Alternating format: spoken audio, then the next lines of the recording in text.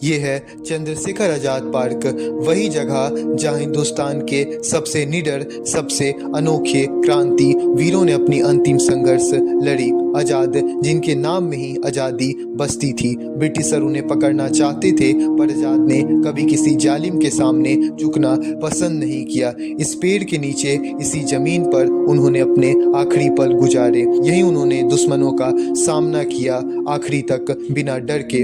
इस मिट्टी पर खड़े होकर एक बात समझ आती है, आज़ादी सिर्फ एक शब्द नहीं, एक बलिदान है। आज़ादी एक कहानी नहीं, हम सबको बताती है कि देश से बड़ा कुछ नहीं है, और सच और हिम्मत के सामने कोई शक्ति कभी ज्यादा देर तक टिक नहीं सकती है।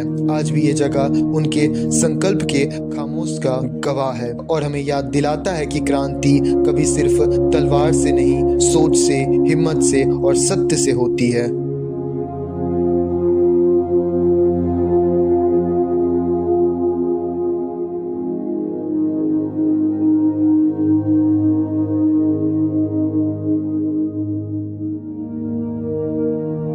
आज मैं आप लोगों को कुछ बातें बताना चाहता हूँ। एक ऐसी अजीब सी बात है कि हम बचपन से किताबों में ये पढ़ते हैं कि हमें पेड़ को कभी पेड़ पौधों को काटना नहीं चाहिए, लेकिन फिर जब हम बड़े होते हैं तो हम उन्हीं पेड़ पौधों को काटते हैं, हटाते हैं। पेड़ हमें सिर्फ जीवन नहीं देता, वो सिर्फ हमें सांस लेने में ही हमारी मदद नहीं करता है। पेड़ बहुत सारे जीवों के लिए, बहुत सारे जानवरों के लिए घर की तरह होता है। पेड़ पर पक्षियाँ भी रहती हैं, उसके साथ ही साथ पेड़ बाकी लोगों को भी जान देता है। जंगलें होती हैं जो घने होते हैं, जिससे बहुत सारे लोगों का जीवन निर्धारित होता है। हम अलग अलग जगहों पर आज जंगल काट रहे हैं विकास के नाम पर। आप मेरे बातों को थोड़ा अनुभव कीजिएगा और अपने आसपास देखिएगा।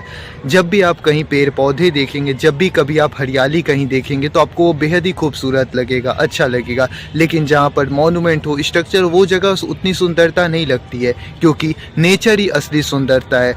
हमें ये बात को समझना होगा कि वास्तव में जो नेचर है वही रियल ब्यूटी है, वही सुंदरता है। क्योंकि जब तक हम इन बातों को समझेंगे नहीं, तब तक हम नेचर को बर्बाद करते जाएंगे, पेड़ों को, पौधों को काटते जाएंगे। और जाहिर सी बात है, ये बिल्कुल भी सही नहीं है, क्योंकि हमें आज ये बात पता नहीं चल रहा है, हमें आज ये बात समझ में नहीं आ रहा है, और आज हम पेड़ों को काटे जा रहे हैं। क्योंकि हमें समझ भी नहीं आ रहा है कि हमारा जो पूरा बॉडी का स्ट्रक्चर होता है वो पूरी तरीके से पेड़ पौधों पर, जंगलों पे आधारित होता है। आप एग्जाम्पल के माध्यम से देखिएगा, जब आप थोड़ा जंगलों में आते हैं तो आपको, आपके शरीर को भी अच्छा लगता है। और आप, क्योंकि साइंस को अध्ययन किया, हम बचपन से हम चीज़ों को अध्ययन करे पढ़ रहे हैं, तो हमें इन बातों पर थोड़ा गौर करने की ज़रूरत है, समझने की ज़रूरत है कि क्या विकास इस प्रकार का विकास होना चाहिए जो पेड़ पौधों को काट दे, जंगलों को ख़त्म कर दे, और उसी जंगलों के साथ करोड़ों जो पक्षियां हैं, करोड़ों जो जीव जंतु हैं, क्या वो भी ख़त्म हो जाए? तो मेरे हिसाब से ये विकास नहीं है, ये डेवलपमेंट नहीं है। हमें इस पर विचार करने की आवश्यकता है और समझने की आवश्यकता है, क्या यही डेवलपमेंट है? और ये डेवलपमेंट है तो फिर मैं इसे डेवलपमेंट नहीं मानता।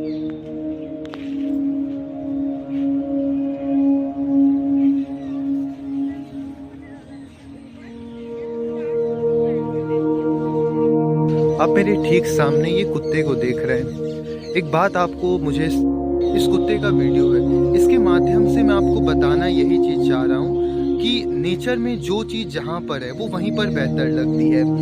क्योंकि जो कुत्ते हैं वो नेचर में, वो प्रकृति में ही रहने के लिए सस्टेनेबल है, सही है।